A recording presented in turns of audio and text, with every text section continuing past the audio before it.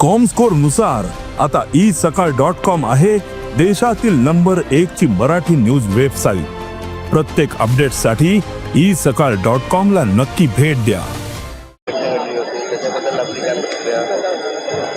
नागपूरमध्ये जे एक सुनियोजित गटाच्या अंतर्गत दंगा घडवण्याचा प्रयत्न केला गेला आणि काल आज काही व्हिडिओ आले ज्यामध्ये महिला कर्मचाऱ्यांचा विनयभंग करण्यात आलेला आहे, महिला कर्मचाऱ्यावर हमला करण्यात आलेला आहे। तर निश्चितच हे निषेधार्थ आहे आणि ज्या ज्या लोकांनी या सगळ्या घटना घडून आणल्या त्यांच्यावर कडक कारवाई होणार हे मी आपल्याला 100% सांगतो।